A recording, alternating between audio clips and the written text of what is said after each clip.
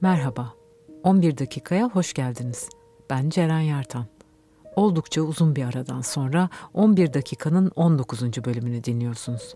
Bu podcast'te insanlık hallerini, hayata dair konuları ve gözden kaçırdıklarımızı masaya yatırıyoruz.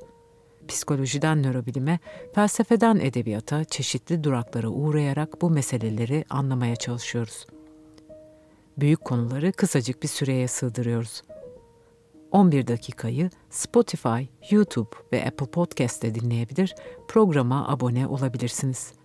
11 dakikanın sosyal medya hesaplarını takip edebilirsiniz. Gregor Samsa bir sabah huzursuz düşlerinden uyandığında kendini yatağında kocaman bir böceğe dönüşmüş buldu.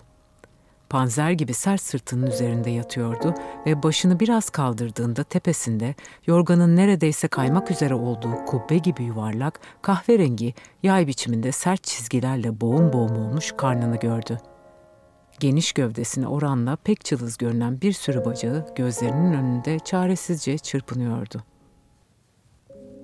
Kafka'nın ünlü romanı Dönüşüm'ün baş karakteri Gregor Samsa, o sabah uyandığında büyük bir yabancılaşma yaşayacaktır.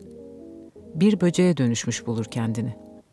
Ne bedeni bildiği gibidir, ne de bu ani dönüşümün bir açıklaması vardır. Her ne kadar huzursuz düşlerden uyanmış olsa da karşılaştığı gerçekte bir kabusa benzer. Ailesine ve işine de gittikçe yabancılaşacak olan Gregor Samsa'nın roman boyunca dönüşümünü okurken varoluşsal bir belirsizliğe de eşlik ederiz. Gerçeğin gerçekten gerçek olduğundan nasıl emin oluruz? Neyi hatırladığımızda rüyadan uyanmış sayılabiliriz? İşte 11 dakikanın bu bölümünde çeşitli uyanma hallerine bakacağız. Uyanmanın nasıl bir deneyim olduğunu, çeşitli uyanma deneyimlerini farklı örneklerle konuşacağız.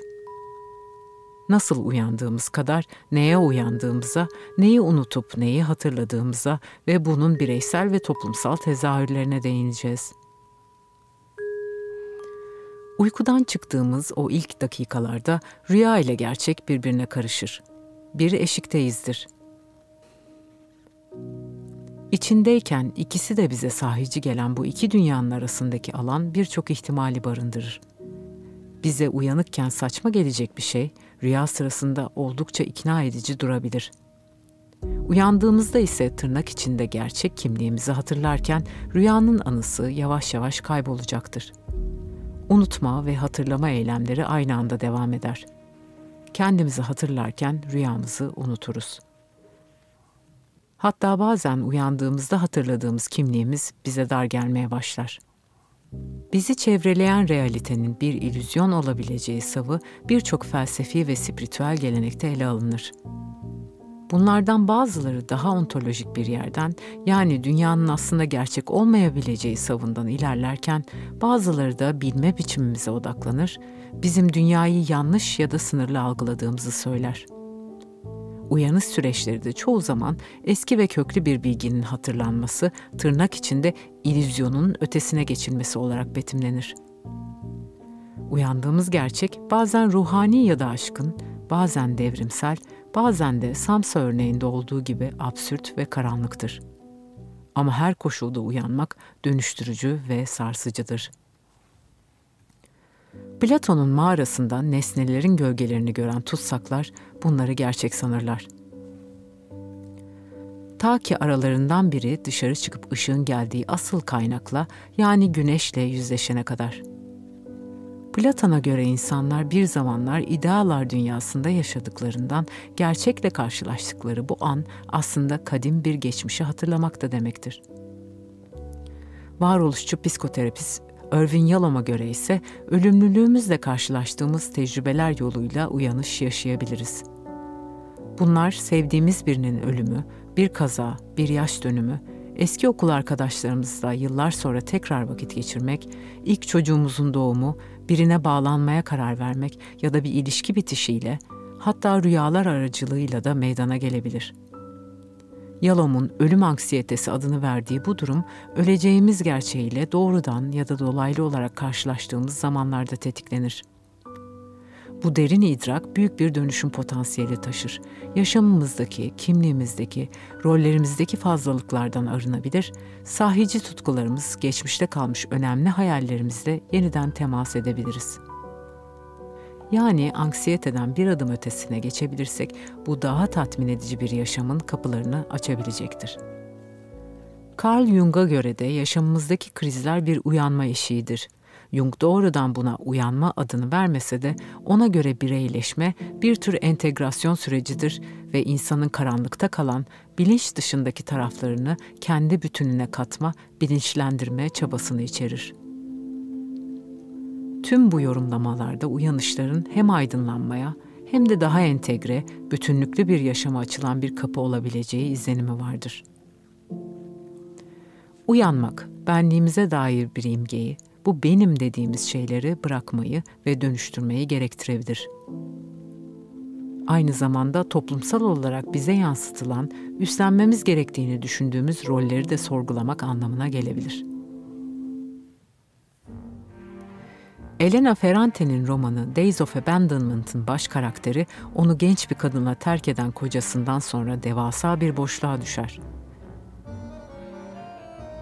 2 çocuğuna ve köpeğine bakmakta zorlanır, öfke krizleri yaşar. Yaşamın nasıl ilerleyeceğine dair beklentileri, kendine bir kadın, bir anne ve eş olarak biçtiği roller ve bunlarla bağlantılı hikayeler bu olayla sarsıntıya uğramıştır.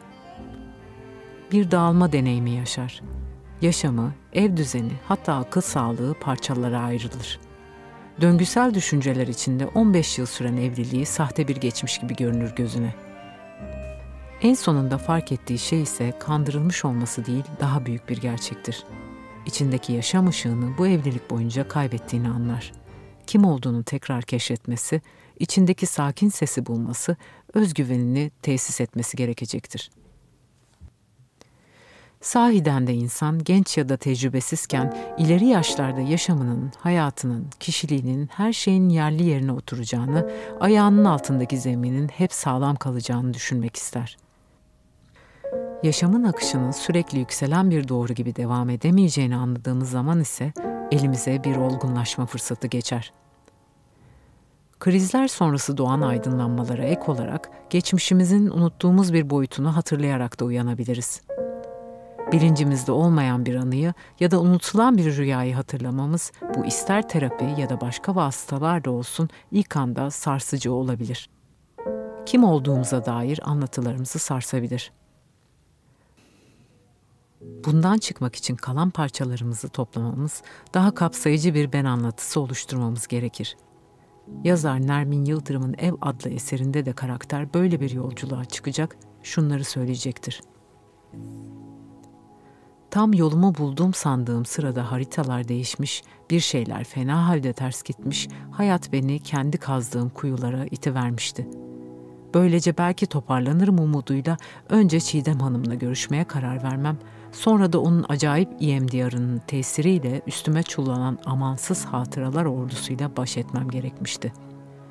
Bu sinsi anların hangi niyetle kapımı çaldığını bilmiyordum ama daha ilk buluşmamızda düne ait hiçbir kırıntının bugüne sebepsiz yere musallat olmadığını, anlatmak isteyeceğim hemen her şeyin o sırada bana öyle görünmese bile eninde sonunda gelip bir sebebe dayanacağını söyleyen Çiğdem Hanım'a inanmıştım.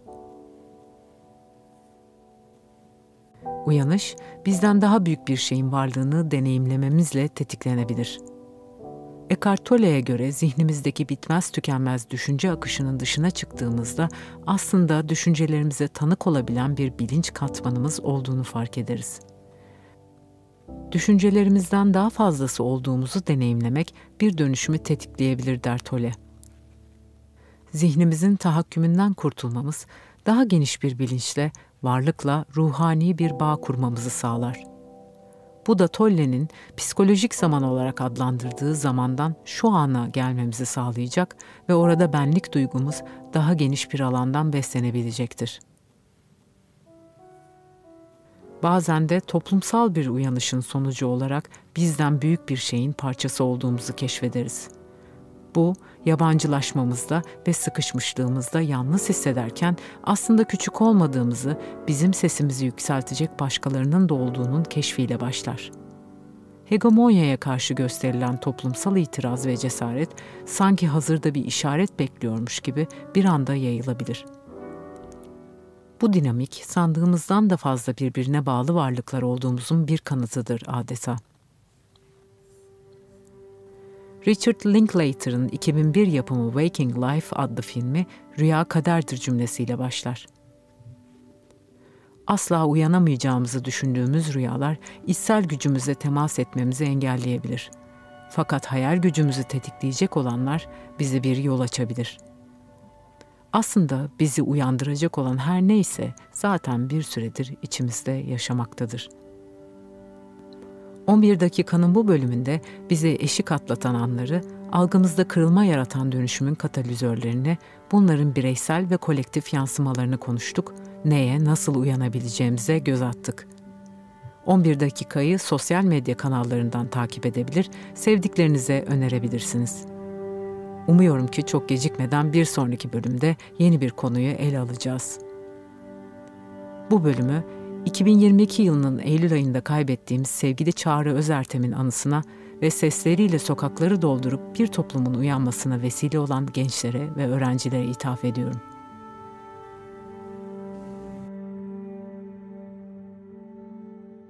"11 dakika" bu bölümüyle High Open Space'teki "Bazen de Gölgesi Düşüyor içeriye" adlı sergiye konuk oluyor. Sergiyi 17 Mayıs 2025 tarihine kadar ziyaret edebilirsiniz.